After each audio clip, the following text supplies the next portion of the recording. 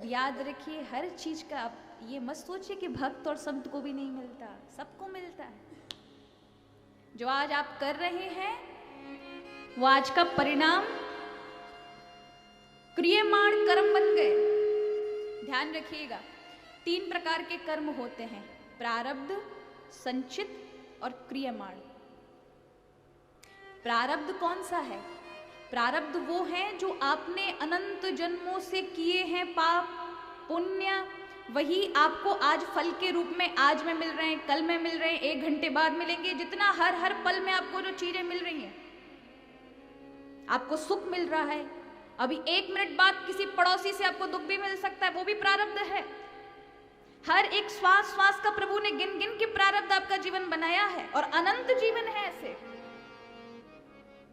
जो प्रारब्ध है वो पके हुए फल हैं, संचित वो हैं जो अभी आप कर रहे हैं, वो संचय होता जा रहा है, उसे पकने में देरी है। क्योंकि पौधे से पेड़ बनेगा, पेड़ से फूल आएंगे, फूल से फिर फल, यानी फिर प्रारब्ध बनेगा वो। तो प्रारब्ध और संचित कर्मों को कोई नष्ट नहीं कर सकता है। किन कर्मों को आप संभाल सकते हैं? अब आता है क्रियमाण, जो आप वर्तमान में कर रहे हैं ना, जो भी कर रहे हैं, अभी आप बैठे हैं, ये क्रियमाण कर्म है। क्या कर रहे हैं इस समय? आप कथा सुन रहे हैं। लेकिन अगर आपका प्रारब्ध इतना बुरा है कि कथा में तो आगे लेकिन मन राम कहीं और ही घूम रहे हैं, तो तन तो बैठा है, तन पे है, और ठाकुर जी की असीम कृपा हुई कि आपको कथा में तो बुला लिया, सत्संग से तो जोड़ लिया, लेकिन आपके कर्म इतने गिरे हुए हैं कि आप वहां कथा में बैठ के भी सो गए, कथा में बैठ के भी उघा रहे हैं, कथा में बैठकर भी रस नहीं है, कथा में बैठ के भी मन अनत्र संसारिक विषयों में भाग रहा है।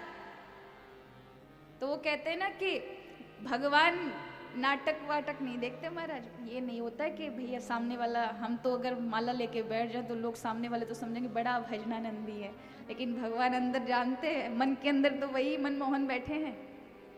कहाँ बैठे हैं प्रभु?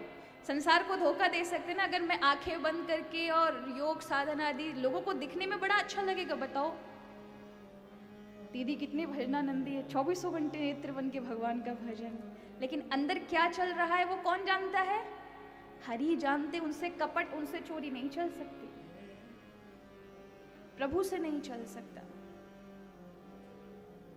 यहां हरि गोविंद गोपाला कर रहे हो और मन में सोच रहे एक चाय का प्याला होता, वाह बड़ा।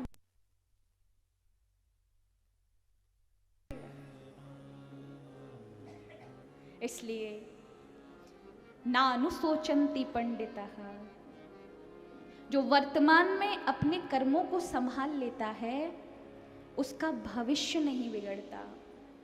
और उसने अगर वर्तमान को संभाल लिया, अगर आपने इस समय के, अभी के समय के कर्मों को अच्छा बनाया है, तो आपका प्रारब्ध भी अच्छा हो जाएगा।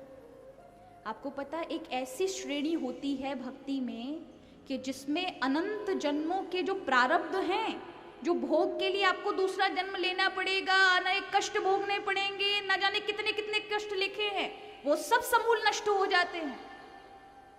एक पद होता है ज्ञान से और भक्ति से, कि व्यक्ति को जब ऐसा भाव हो जाता है कि संसार में कुछ नहीं प्रभु के अलावा, ये केवल कहने की बात नहीं है, उसे अनुभूति होती है। अनुभूति माने वो जान लेता है कि जिस प्रकार संसार में जब हम रात्रि में थक कर सो जाते हैं ना,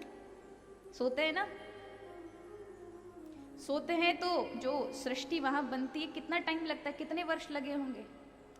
सपने में दिखने वाली सृष्टि को कितना समय लगा? आप सोए, आपने सपना देखा, आप इसी संसार को देख रहे हो। कई बार भक्त आकर मुझे कहते हैं कि दीदी आज हमने आपको देखा स्वप्न में ना, आप हमें कथा सुना रहे, आप हमें भजन सुना रहे, आप हमें परिक्रमा ले गए। उन्हें बस नींद लगी और ऐसे करके स्वप्न सरोवर में, स्वप्न की दुनिया में चले गए। कितना टाइम लगा उस संसार को बनने में? क्योंकि इस दुनिया को बनने में तो लोग टाइम बताते ना।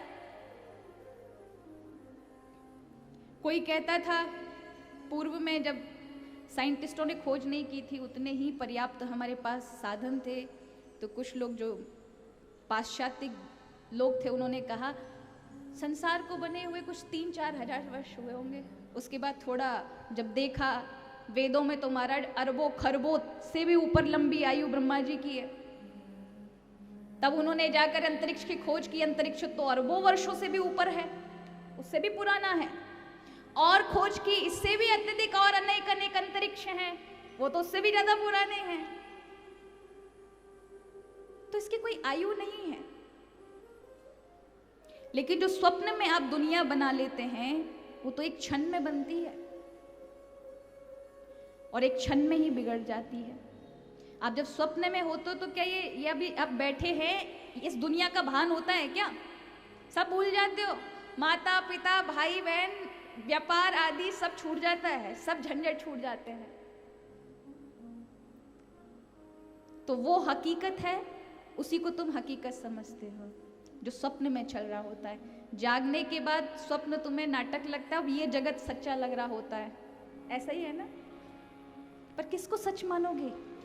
क्या पता अभी भी तुम स्वप्न में जी रहे हो। इसलिए कहा कि भैया ऐसे अनंत जन्म हैं, एक जन्म नहीं, अनंत जन्म। आत्मा कभी नष्ट नहीं होती, एक कपड़ा चढ़ जाता है उसके ऊपर। अब आपने कौन से कर्म किए हैं?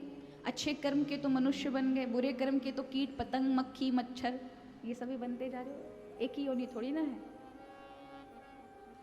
इसलिए क्रियमाण कर्म जो भी आप कर रहे हैं इनको आप संभाल सकते हैं, इनको आप नियंत्रण कर सकते हैं। वो भी कैसे? जब आप प्रभु का भजन करोगे, भक्ति करोगे, प्रभु का नाम लोगे तो ये कर्म संभल जाएंगे। इसलिए वर्तमान की चिंता करनी चाहिए, लोग भविष्य की चिंता में लगे रहते हैं।